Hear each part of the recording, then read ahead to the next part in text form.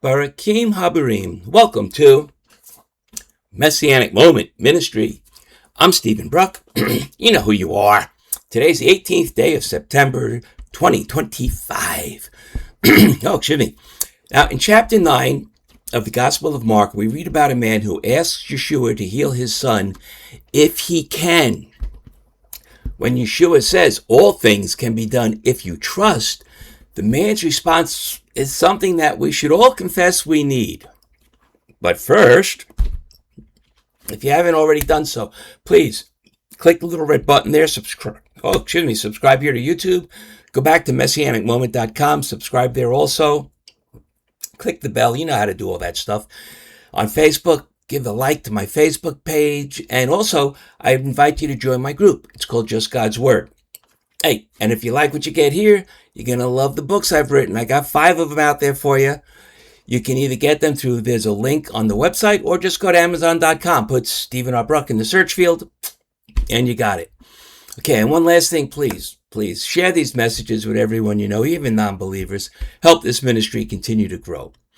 Now, when Yeshua tells the Father that if he trusts anything is possible, first day with the new mouth, folks, we're told, and this comes from the Complete Jewish Bible, instantly the father of the child exclaimed, I do trust.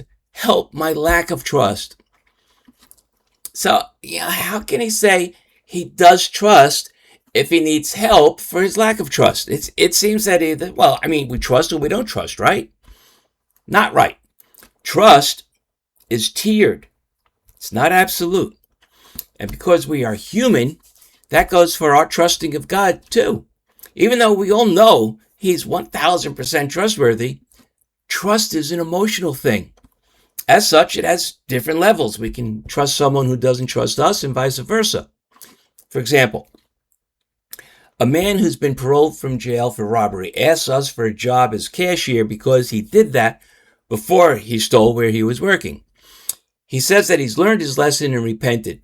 So we give him a chance. But we don't trust him. Well, not completely. So we let him do the job, but we have a video system to watch his every move, which we check every night, and we double check his closing out numbers.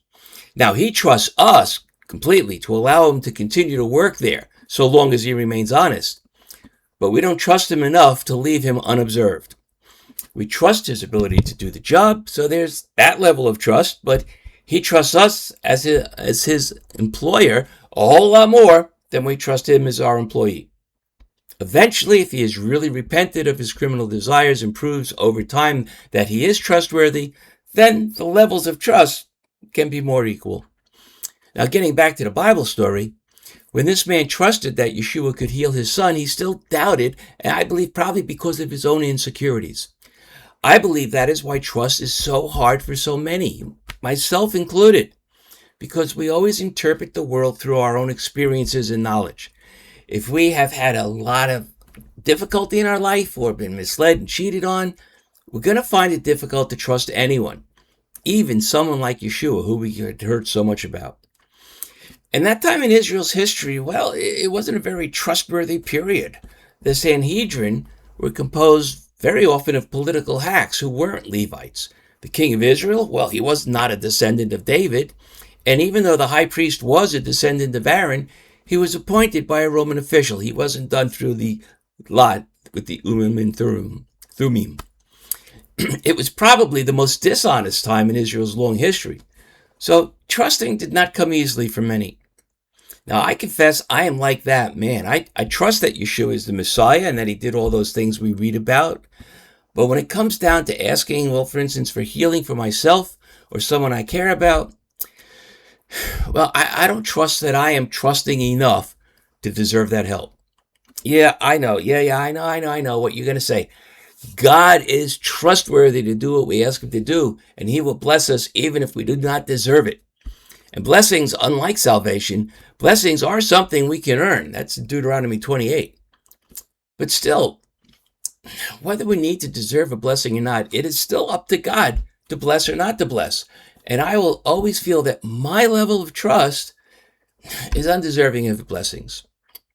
Yet, I know he blesses me every day. So I trust, but I need help to trust more.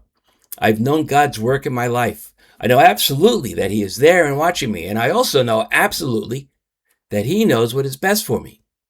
You know, there are some prayers I have been praying for decades, literally for decades, which haven't really been answered. At least they haven't been answered the way I was hoping they would be. God did tell me once, many years ago, when I asked him about this, because he answered me, but it wasn't something I wanted to hear.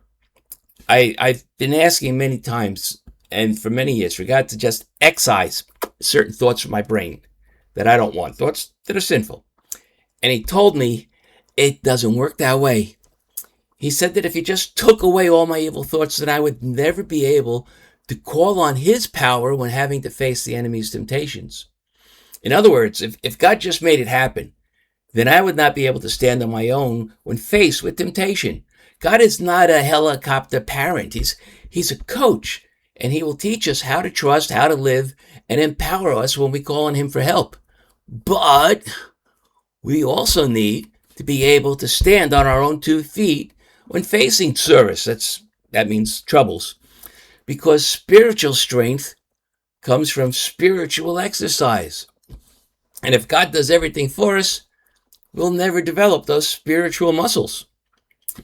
I believe that every single one of us has good reason to ask God to help our lack of trust, because we're human beings, which means we are weak, self-absorbed, and easily led to sin. When we are truly humble, we will be able to recognize our weaknesses. Then we can remember what Shaul, that's Paul, learned. In his second letter to the Corinthians, it's verses 12, 9 through 10. When asking God to remove the thorn in his side, and this is from the CJB, God replied, "My grace is enough for you, for my power is brought to perfection in weakness." And Shaul goes on to say that because of that, he'll boast of his weakness. Well, I also am strong enough to confess that I am weak. And with that oxymoron to consider, I will thank you for being here.